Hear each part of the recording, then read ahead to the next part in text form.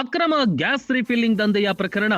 ನೆಲಮಂಗಲದ ಅಗ್ನಿ power gas ವ್ಯವಸ್ಥಾಪಕ ರಘುನಾಥ್ ಮತ್ತು ಜಮೀನು ಮಾಲೀಕ ಸೈಯದ್ ಬಾಷಾ ಸೇರಿ ಒಟ್ಟು 7 ಜನರ ಮೇಲೆ ಪ್ರಕರಣ ದಾಖಲಾಗಿದೆ.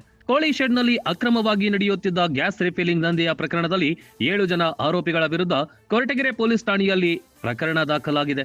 ಕೊರಟಗೆರೆ ತಾಲೂಕು ಚನ್ನರಾಯನದುರ್ಗ ಹೋಬಳಿ ಬುಕ್ಕಾಪಟ್ಟಣ ಗ್ರಾಮದ ಫಾತಿಮಾ ಬಿನ್ ಸೈಯದ್ ಜಮೀಲ್ ಬಾಷಾ ಎಂಬಾತನ ಜಮೀನಿನ ಕೋಳಿ ಶೆಡ್ನಲ್ಲಿ ಈ ಅಕ್ರಮ ದಂಧೆ ಎಗ್ಗಿಲ್ಲದೆ ನಡೀತಿತ್ತು. ಬೆಂಗಳೂರು ನಗರದ ಭರತ್, ರಮೇಶ್, ಕುಮಾರ್, ರಘು, ನೆಲಮಂಗಲದ ರಘುನಾಥ್, ಕೊರಟಗೆರೆಯ ಸೈಫುಲ್ಲಾ, ಮಾರುತಿ ಎಂಬ 7 ಜನ ಆರೋಪಿಗಳ ವಿರುದ್ಧ ಅಕ್ರಮ ಗ್ಯಾಸ್ ಫಿಲ್ಲಿಂಗ್ ಸಂಬಂಧ ಪ್ರಕರಣ ದಾಖಲಾಗಿದೆ.